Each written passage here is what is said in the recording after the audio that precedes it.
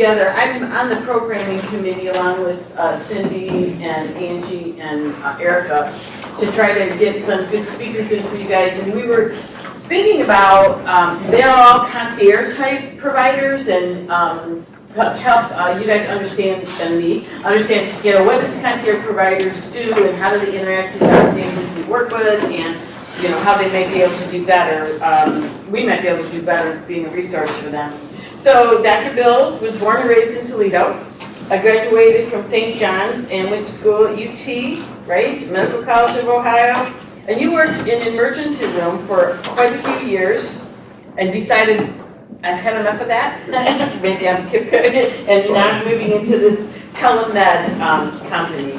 And then so Jennifer started Gladstone Medical in 2021, and she's an advanced practice registered nurse, aka nurse practitioner. And when you said that, I thought, I don't know if I've ever seen that full title before, but there you go. And so, and one of the things you mentioned in your introduction was that working in this sort of situation limits the constraints that the insurance companies would put on patients and their providers. So we're glad to have you here. And Breanna, Doctor of Physical Therapy, focusing on geriatric care. And she's a Parkinson's specialist, which is awesome. I have a friend who has Parkinson's, and they certainly need a whole different type of therapy, and because it's not just the body, it's everything that's happening there. So, and if you can see on Facebook, she has many videos which are fun to watch. But and so these three also work together. So they already have a relationship where they work together with patients. So we're hoping that they can sort of talk to us about that. And as you told me, you guys would like this to be interactive. So maybe you can each start with sort of maybe doing a little more than I did, the introduction, and then we can open it up to questions or anything else along the way. Sound good? Thank you. I guess I'll go first if I'm on. Sure, I can start. I'm on the right side. It's easy. My name is Dr. Stephen Bills. As she said, I'm an emergency physician, and quite frankly, I got tired of the streetum, mentality of the. I call it conveyor belt medicine. Get them in, get them out, metrics. And I Could you speak a little louder, please? Sure. Thank you. Would it be helpful if I stood up? Couldn't hurt. Thank you. I'm not much higher when Well, I apologize if I'm not speaking loud enough. So can you hear me now? Yes, that's right. Sounds like a commercial, doesn't it? Yeah. Basically, what I'm saying is I got tired of doing what I was doing for the reasons that I was doing it. In emergency medicine, we have this treat street mentality, and I got tired of it. I thought, there's got to be a better way to deliver medicine in this country. It was highlighted when I was actually delivering flowers for my wife, who owns in Bloom Flowers and Gifts in Maumee, plug. I literally was delivering on Valentine's Day, delivered the flowers, and the lady came to the door and she said, "I'm sorry to bother you. I don't normally ask this, but my father has dementia. He's fallen in the back room and he's bleeding. Could you help me?" And I said, "Sure." So I went to the back, and sure enough, this frail elderly man had a bruise and a little skin tear on his head. She said, "Well, I bet you don't see this every day." Well, as a matter of fact, I do. I see it too long, and she's like, "And you're delivering flowers?" I said, "Well, funny you should ask." I said, "There's two reasons. Number one, my wife is a small business owner. She needs some extra help on Valentine's Day, here I am." I said, "But more importantly," I said, "I don't know where your faith is at, but I believe God put me here today for this reason. And let's talk about it." And so we did. We talked, found out a little bit of history, and found out she didn't have any help in the home. And I said, there is help out there. And I wish I knew then what I know now. I've been talking to you two and getting things done. But when I left there, it dawned on me, as an emergency physician, this would have been the guy in room 4, the elderly gentleman with dementia with a head wound that just needed to get cleaned up, patched up, and get him out. And get him out to where? I would never have thought to ask that, not because I don't care, But it's just not part of the normal getting them in, getting them out concept. And so getting into people's homes and actually taking care of people and seeing what the true need is really made an impression on me, and that stuck with me until I decided to kind of jump ship and break out on my own and do this concierge concept. So we'll talk a little bit more about that. I don't want to monopolize the time, but thanks for letting me share.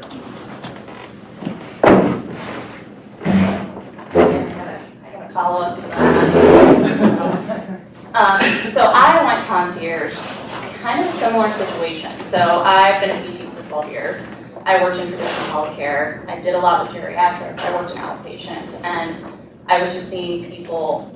You'd have a diagnosis and you'd start seeing them, and we really were only able to treat them for that one diagnosis, but yet we're dealing with like 15, 16, 17 other problems in the home. And because we're having all of these regulations that we're having to follow, most of the time I'm ending up checking boxes about a vaccination and a follow-up appointment and something else, so that I do literally get about 15 minutes of actually being able to provide one-on-one care with the client. And especially when these chronic disease processes, the way to actually manage them, it's building that level of trust and that relationship with the individual, which takes time, and you have to interact with them and see them in a bunch of different situations.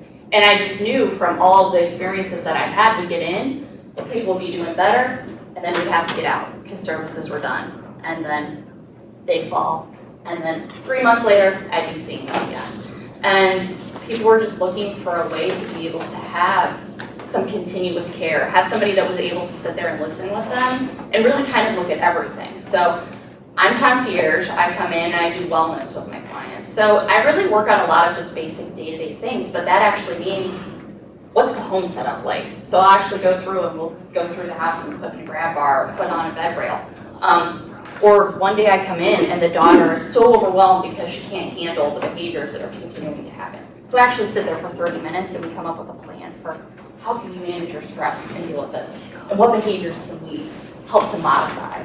Or the next day, my patient's just anxious and upset, so we spend the first 30 minutes just talking, and then we actually get some exercise done, or we just walk. But it made the quality of her day that much better. But a lot of times for the insurance company, that wasn't necessarily a measurable, obtainable goal that had changed. So really just doing those things to look at quality of life and being able to keep people at home for as long as possible and provide them with those tools to do that. And that's essentially what I do with those clients, especially the chronic issues, like with your Parkinson's, your Alzheimer's, your really severe chronic pain, and just building that level of trust. And that's what got me in here.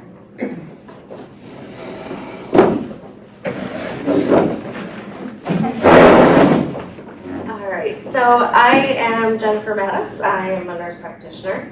A little bit different than physician, but we do a lot of the same things.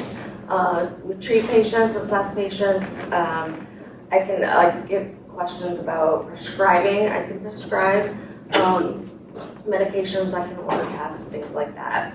I've always wanted to own my own business. I've been in nursing for 20 years. I've been a nurse practitioner for 12 of those 20. I may get emotional, so I apologize.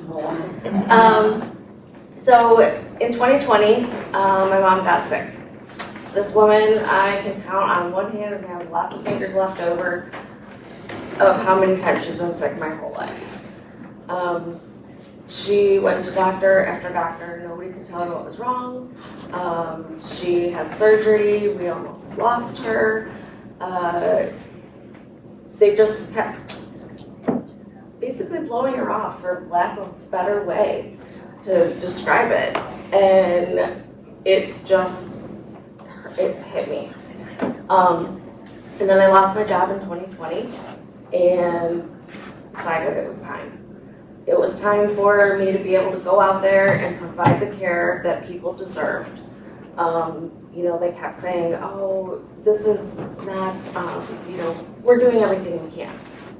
Okay, but are you doing everything that can be done? There's a difference. And that's something that people don't realize. I worked in urgent care, and you know, we get to see one thing at a time, and if they had another problem, they either had to go to their PCP, which a lot of people don't have, or they would have to come back to us for another visit, because that's what the insurance dictates. So the nice thing about what we do is being able to spend that time with the patient, being able to sit down and talk to them if that's what they need, being able to come up with a plan, educating. That is one of the biggest pieces that's missing because we don't have time anymore in the traditional care. And so one of the big pieces of education that people don't get is you have the choice. If somebody's throwing a medication at you and you're not sure about it or you don't know about it, you have a choice to say, you know what, I don't feel comfortable doing that medication. If you're on a medication and you have a side effect and they want to throw another medication at you, you have the choice to say, that's not what I want. So being able to do that is an amazing freedom that we have in Concierge. Well said. Oh, yeah. I think you get to see the whole person. I think that's like the beauty of it because you, like especially as a physical therapist, I'm spending an entire hour with them and I'm getting to see how they are like at rest, but then how they are with activity, how they are under stress. So like you go to a 15-minute doctor appointment, you don't get to see any of those things. So especially with a chronic condition, it really allows you to connect those dots and see what's happening and be like, hey, I'm seeing this here. Why don't you talk to this doctor here or we refer you over here and see what's going on with this here. And it's just building up that level of trust too.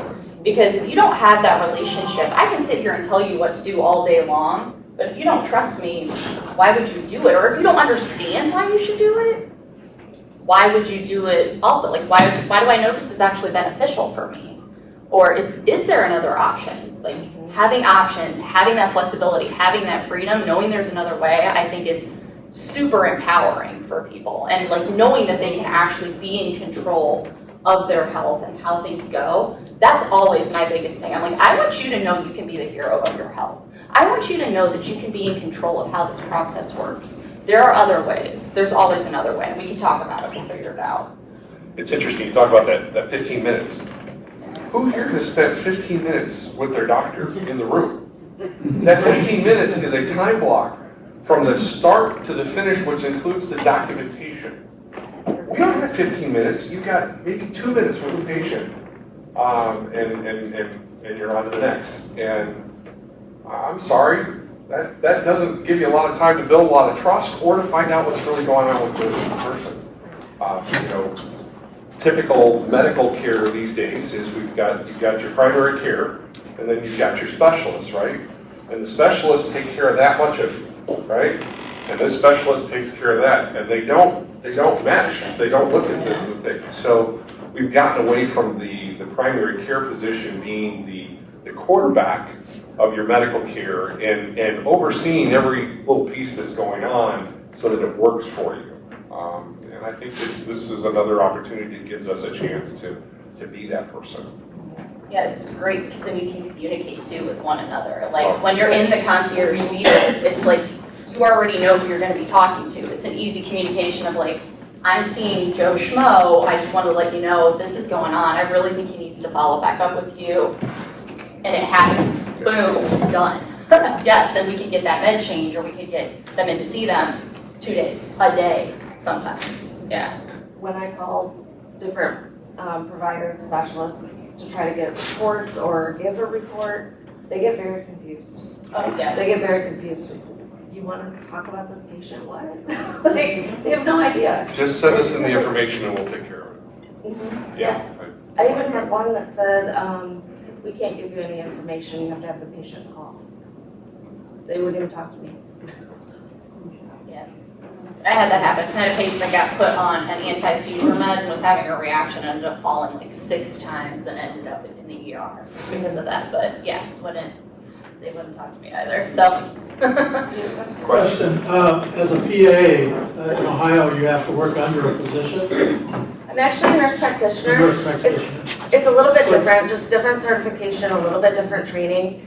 A PA has to work, yes, under a But physician. not as a. An NP works alongside a physician. I have a collaborating physician, you might know him.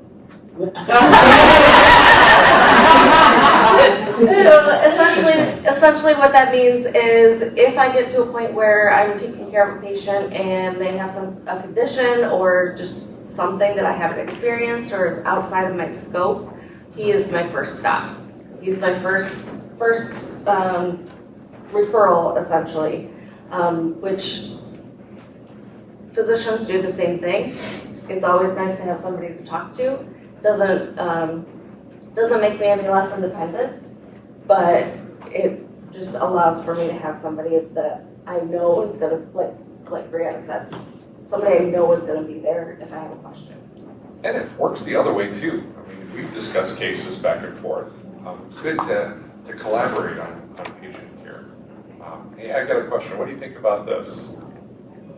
Oh, have you thought about this? Oh, no, actually, I have a good idea.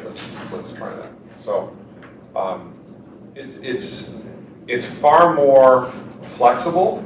I don't call it short-circuiting things, but in essence, that's what it is.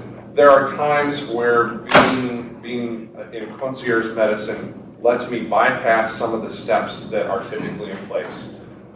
Let's take a person who has some chronic shoulder stuff and suddenly there's a worsening in symptoms. You do an evaluation and then you find some weakness or you find a range of motion problem and you make a determination that they need an MRI, all right? How much does an MRI cost?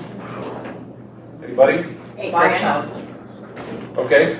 What if I told you that you could go and get an MRI of the shoulder for $279, but you have to pay for it out of pocket? Come on. It's true. Just get quite a few. It's absolute truth, and it has nothing to do with us. Yeah. That's with a radiologist read and all the kind of stuff that you would get in a hospital. By knowing what the actual cost is, we're able to save money and time. I'm gonna tell you a story.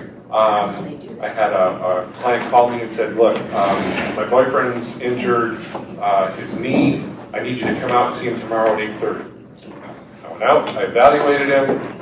We had him in the MRI at 10:30 and he was in the orthopedics office by 1:30. We don't know who that is. No. No. How do you get the MRI stuff set up that quick and think, is it a mobile Because unit? there's no pre-cert. You just call them, if they have an open That's appointment, this is Done. when you literally got an appointment that had were able to get the.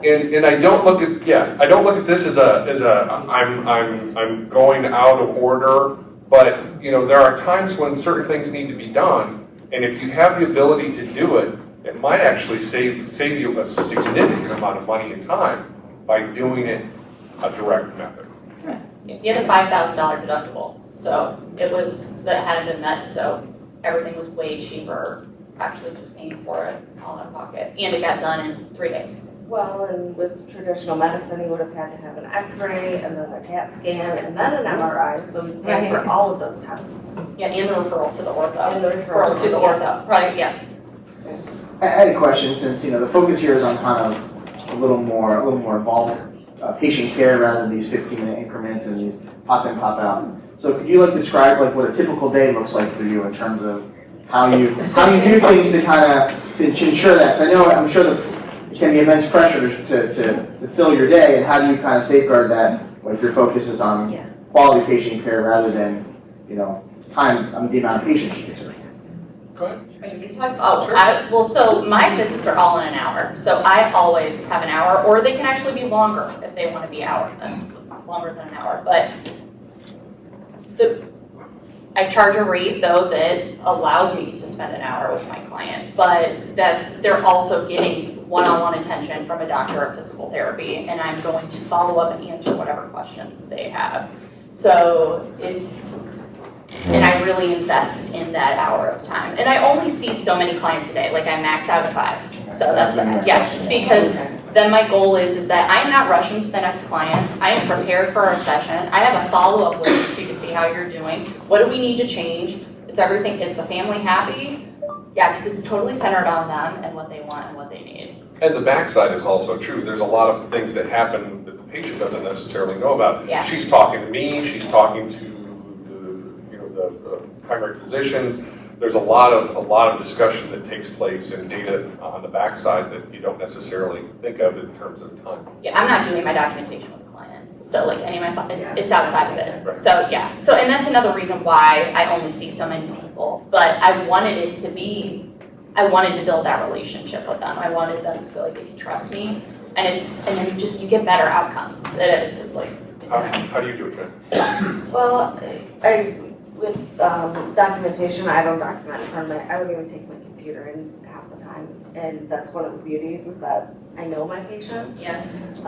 Previously, when I worked in primary care, they wanted me to carry a patient panel of 2,500 before they would give me a second provider in my office. So taking it down to a couple hundred from 2,500 allows me to know my patients. I know who they are when they call. I know what they need. I know their background. Some of them I even can tell you what medications they're on off the top of my head. But you wouldn't have that. I wouldn't be able to do that if I had 2,500 patients to keep track of. The other side of that is it's almost like putting someone on a retainer. Therefore, I reserve the time for you. And when we make an appointment, I don't overlap appointments. That once an appointment is made, it carves out that set of time with a cushion on either side for travel time, etc. And so I'm not, I gotta get to the next thing. And that makes patients feel that. You guys know how it is. You've dealt with doctors. And, we're in, we're out, we're doing on to the next thing. Yes, sir. You mentioned travel time. So how much percentage is people coming to you at your place or going out? Well, I will say for all of us, we don't have an office, so Okay. people don't come to us per se.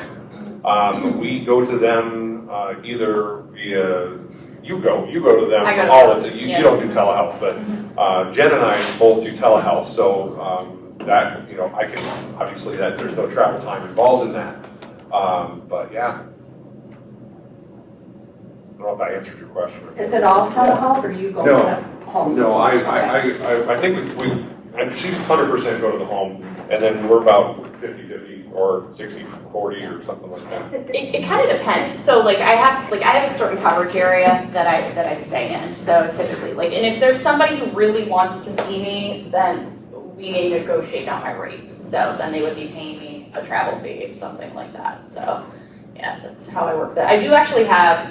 So I also do concierge physical therapy along with wellness. So I do have a day a week that I am at one location for some clients. Okay. So I do that, I spoke. but not my geriatric wellness clients. So yeah. I don't charge clients for travel time. I do keep track of it for tax purposes. Got an app that takes care of that, but I don't charge people for travel time. Do you all have subscription type service, or do you sign a contract, or do your clients subscribe to your services, or is it a one you just pay each time they come, or how does that work? Being on use the word retainer. Right. The answer is I do both. I have a pay-as-you-go. One time you need a one-time visit. I will take payment for that. But the cost per service is much higher than if you are on a subscription. I really advocate for a subscription model. It puts me on retainer. That gives you a lot of covered features like telehealth is included, and then additional services like house calls are in addition to that, but they're significantly less expensive than a one-time kind of thing. Is there a number of visits limited to that subscription per year? No. I do the same way. I usually don't promote the single visit, just because of my primary focus is primary care and preventive care. Which for that, I want to be able to get you healthy and help you stay that way. And you can't do that with one visit. But if somebody asks, oh, my kid is sick, or oh, my husband has man flu and needs to talk to somebody. Wait a minute now. But I can think of instances like an urgent care kind of thing where, okay, I've got a laceration, all right, that's a onesie, right? And odd for a visiting physician, I can do all that stuff. With my emergency medicine background, I stock the supplies, I stock the sutures, I stock the tools and the cleaning solutions and all that stuff, and I go out and I can, if you've got a problem, it's not, you're hemorrhaging out your femoral artery, we can take care of that right on the spot. So.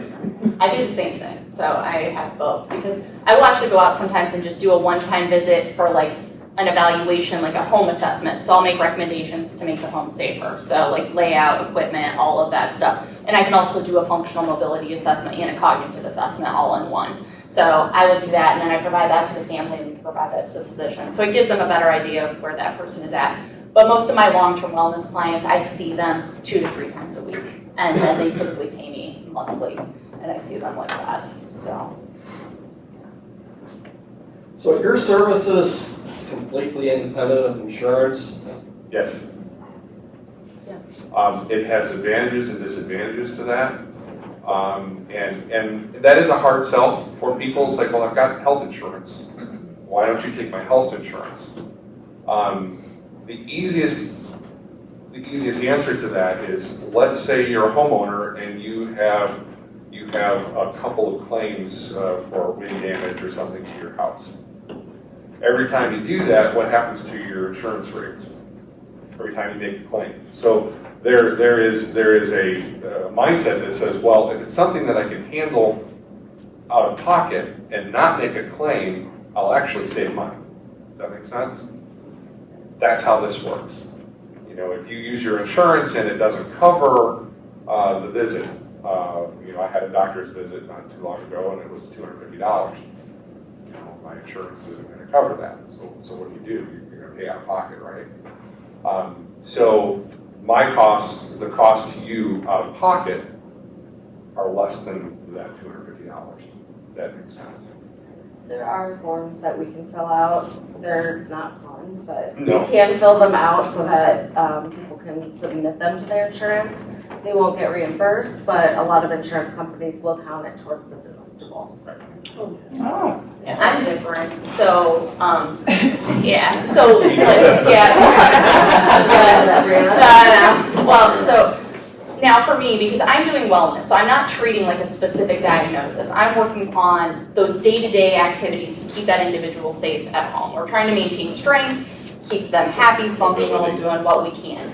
Now, if I see a noted decline, we are contacting the physician and we can get skilled services back in there again. So, like, if insurance would cover, like they had a fall, they've had a decline in status, I get them in there. Yeah, 100%. So I collaborate with the providers. So really doing essentially, I'm kind of like the eyes and ears a lot of times for the physician and the family. So it's, hey, I've seen this, let's get on this. So I am really kind of that person that helps them stay there and stay functional for as long as possible. So I utilize the services. Yeah. Are you allowed to tell this audience your fees? I probably can. I mean, I have no issues with it. So my wellness visits, they're $135 a visit. So that's for an hour. And you have me. So it's, you just have me for an hour. Yeah. And then my concierge PT. So like, let's say, we'll put Steve here. So like, let's say Steve hurts his knee and Steve wants me to actually see him as a physical therapy visit. I see him, I'm $225 a visit. So when I go out and see him, so. I have a monthly fee. It's different depending on whether it's an individual, family, or I can make exceptions. I have a mom and 2 kids, so I gave them special pricing because I can. So for an individual, the first visit is $150. Because I come out to the home, I do a full history and physical, look over your family history, your social history, look to see if you need any labs drawn, which soon I will be able to do myself in the home. See if you need any screening tests like colonoscopy, mammogram, things like that, and I get all those things ordered for you and follow up, obviously. I also bring a vitals kit, and I know Dr. Bills does the same thing, where you get a blood pressure cuff, a thermometer, and a pulse ox, and I leave it with you.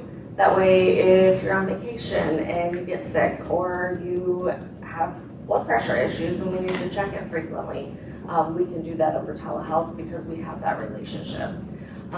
Subsequent visits are $82, and that is for a month. And it's basically you have access to me anytime. My patients have my cell phone number. They text me, hey, I'm not feeling well. Can you give me a call when you have a second? So, yes. So I'm gonna assume I can use my HSA? HSA, yeah. You can use an HSA or an FSA for a service. You Okay. cannot technically use it for a subscription, Right, okay, the way the law is written. okay. Some people want to push that, and I don't know that there's ever been any definitive answer on that. That's kind of the guidelines. Yeah, my concierge PT, I use HSA or FSA, yeah. And services Just provided, visits, yeah, you do that. yeah. Yes, sir. I didn't hear my answer yet. How much are? Oh, for me? I have the one time. Subscription fee. The subscription fee, there's a one-time sign up of $125, similar to what Jen does. And then it's a monthly fee. It's $100 for the first person. It's $50 for spouse, significant other adult in the home, and kids are $25. Okay, so now, next question. If I have, like I recently had a client that went into nursing senior housing, and if we wanted to hire somebody on that panel to visit every month, because of where she's at to where I think she should be, how do you do that, or can you do that? The answer is yes, as long as the facility is okay with us coming in, and usually they are. Because most of these are like assisted living kind of situations, or some of them are fully independent, but they're in a facility. So that's usually not a problem. And the same fees would apply. So for Jen has very similar fees that I do. If they're tech savvy and can use telehealth, that can save a significant amount of money, at least on my plan. And then if I needed to come out on a subscription plan, a house call is $150. Okay, I have another question, you're getting good.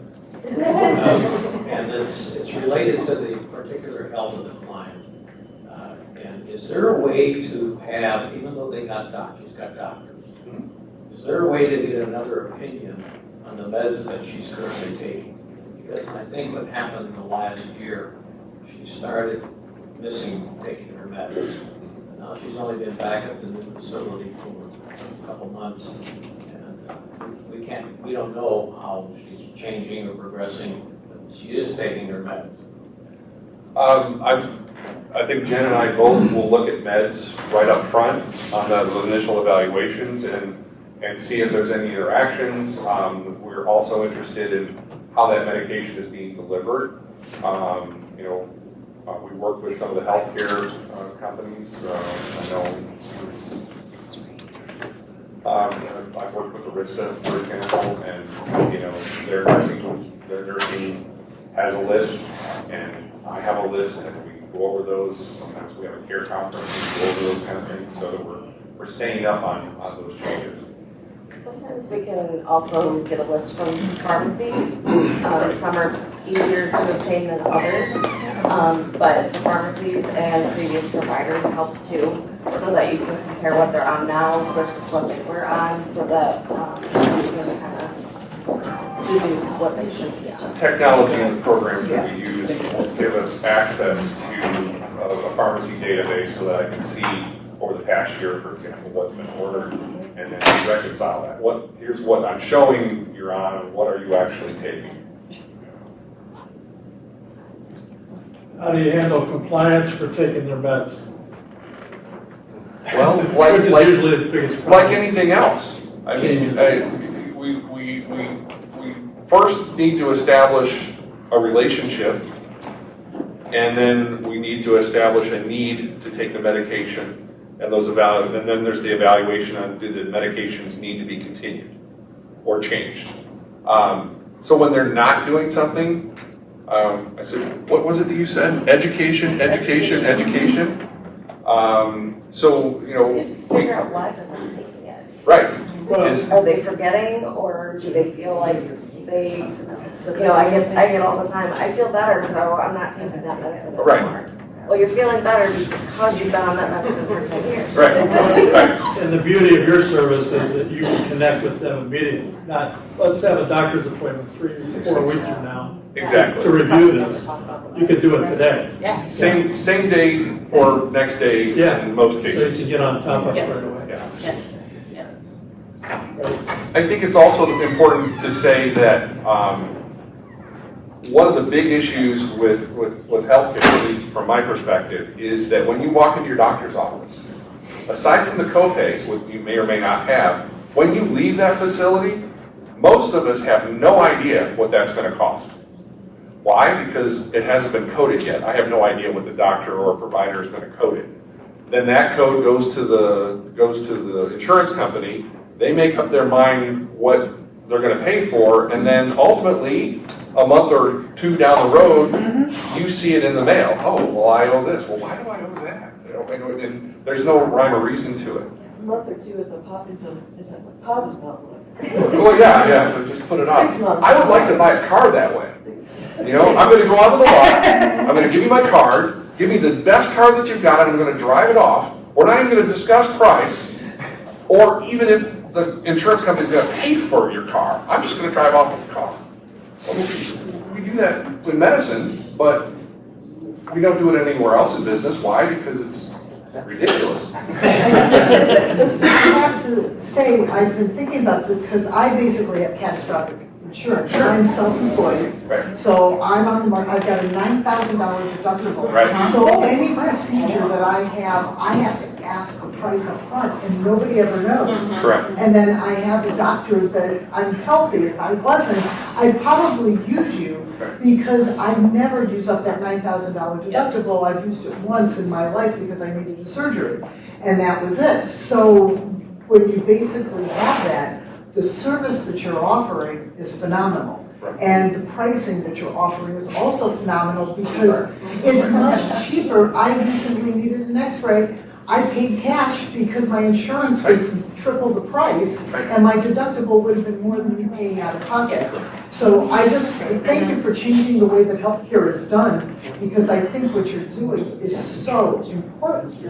It just really is. And then the other thing I just want to mention, since I'm in real estate, if you guys are ever in homes that you have issues in the contract, I've got full lists of anybody who could do anything to a house. Contractors, roofs, leaks, whatever you need. Grab bars. Everything. Grab bars, handrails, yes. Zero access. I have people for everything. So I just wanted to mention that since you're in people's homes, if that helps them with their care, let me know. Yeah, sometimes it's a tweak, like it's adding a grab bar, adding a ramp, and it's like, Yeah. it totally changed the quality of service. Absolutely. Yeah. So I've got. I just wondered if I would receive Jen and I would need labs or an x-ray or something ordered, do you guys have a cash fee schedule available to you that would be available to your patients across the board through the hospitals that are here? Is there just one hospital that you utilize most often? I tend to lean towards Toledo Clinic. I think their prices are significantly lower. They actually on their website have a list that compares Mercy, ProMedica, and Toledo Clinic. So I don't know if they're exact from the Mercy and ProMedica, but there is a significant difference between them. I use Quest, and I get wholesale pricing from Quest. So when we say you need X, Y, and Z tests. I can open up my little spreadsheet book that I carry with me and say, this is, if you pay cash, it'll cost this much. You also have the option of using your insurance. It's about choice. And ultimately, you get to make the decision about your out-of-pocket costs, because even with insurance, you're gonna pay something. So, yes. Are there other concierge type folks in the area besides country? I mean, are there other people There's a around? few. Yes. Yeah, there's a few. I Uh, don't know of many people doing like house calls and No. visits, yeah. Like, I think I'm one of the only people that does, that's a PT that does like in-home wellness services and stuff like that, yeah. Agreed. I did meet another one the other day, but I'll have to talk about it. Is there a national website for that, as far as, like, who is the closest concierge that I can contact? I'm sure that you could Google that. 'Cause you guys should put that on. We should be in there. We're in there. Okay. There are a few different sites now. They have ZocDoc and a bunch of others. I don't know that unless you search for specifically concierge, are you gonna find Yeah. concierge? As I say, most of my stuff is all word of mouth too, and I think that's the best way to have it, because you're already getting it from somebody who knows you and knows what to expect, and they're already looking for the concierge approach. They're not like, well, why don't you take my insurance? They don't want to deal with the insurance, or they're just looking for somebody they know that they can trust with their parents, that they can trust with themselves. I know what you're going to cost. I know we can get this done. I just got to deal with you. Great, let's go. Yeah. So I follow, so like if I have a client that I'm thinking about, I'm not sure which one would be best. So if I called you, Breanna, you might say, well, that might not be, this might be good for Dr. Bills or Jen. Would you guys like help us determine which? Absolutely. Oh yeah, provider is the I'd best? use somebody if it's not me. I'd be like, here's another outpatient clinic. Here's a home care agency And that I do stuff with. within the three of you too. I mean, Oh yeah. Yeah, okay. And what's the best way to refer to you? Give us a call. Email, text, phone. Smoke signal? Yeah. And I do a free 20-minute phone consultation with all my clients. So I'm always screening to make sure that there are no underlying red flags, like you need to get to the ER right now, or hey, I think this is a skilled need. Why don't you see about getting your mom in with some PT? Or hey, we need to refer you to the ortho first before I come and see you, kind of a thing. I do the same thing. We have a question. With your model of concierge service, do you have expectations on frequency of interaction with that individual?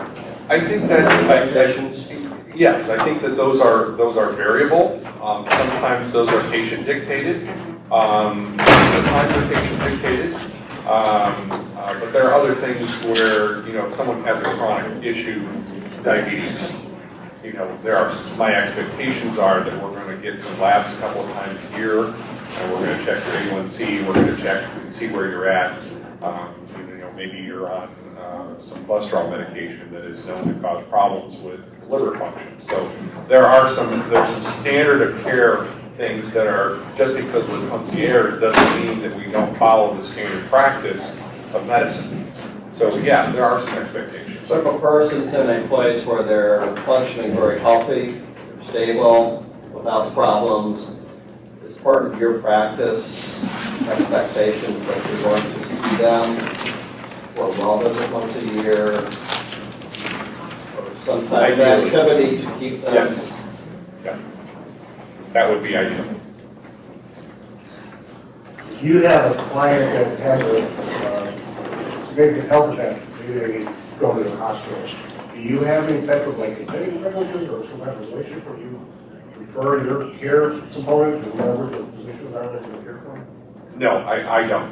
I don't either, and honestly, you're gonna be hard pressed to find a primary care provider in any area anymore that actually has admitting privileges. It's all done by the hospital. Yeah. So they would have to go to the ER just go through that process. My goal is to keep them out of the ER. And and not that I would do something on an emergent basis simply because I can, but I would hope that we would have a conversation early on, unless it's a true emergency, to help keep them out of the hospital. Yeah. whole goal of all of our practices, yeah. Absolutely. I've only had 2 patients in 2 years that have gone to the ER. One of them had a seizure and was diagnosed with epilepsy. The other one was an anaphylactic reaction, neither of which could have been taken care of in any primary. And we talked about both of those, didn't we? Sure did. Can you practice in other states? Michigan, I'm licensed in Michigan, and so is Jen. I'm just okay. That said though, if you're on vacation in Florida and you need something, because you live in Ohio, we can still take care of And it. because we have a relationship, that's wonderful. You hurt yourself, well, what are you gonna do? You're gonna go to the urgent care or something like that? Well, sometimes it's something we can handle via telehealth. That's great. Yeah. Yep, I've done that many times. That's awesome. I just want to say, we're getting close to time here, when, preparing for this and thinking about, we're really surprised when you guys first started talking, is you really started talking about why you do this, and how important it clearly is for you guys to take care of the people. You're not trying to just get your incomes or whatever, not we all work some kind of money, but, so that's really important, I think, for most of us in this room, to be able to make sure that someone's getting care properly, and based on what they need and want. So thank you for that. Appreciate that. Yeah, this isn't a get-rich thing for me. I took a significant pay cut, and I know both of you did too, to do what we're doing, because it's important to do it differently. Must show in how you interact with your patients too, and how we appreciate that. Yeah, so. Awesome clients. Yeah. We Yeah, appreciate they'll say that. they do. You're like, they're happy to see you.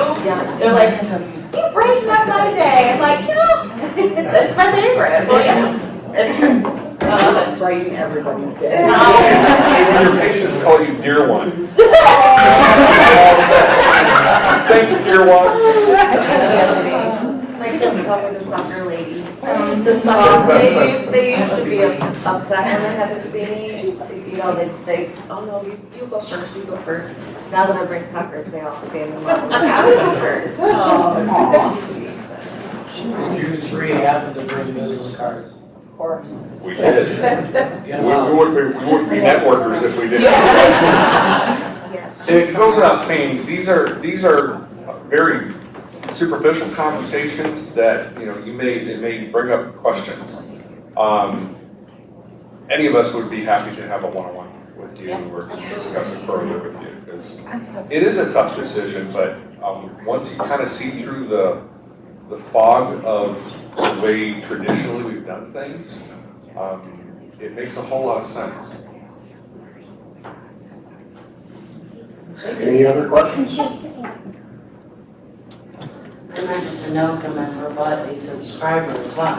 And, I just can't say enough about the personal care, the prompts to get things done, that, I'm taking care of everyone necessarily. So it's just such a beautiful relationship so far. I really appreciate having that access. That's cool. That's why we do it. Yeah, I appreciate it. I love it. All right, thank you so much. Thank you.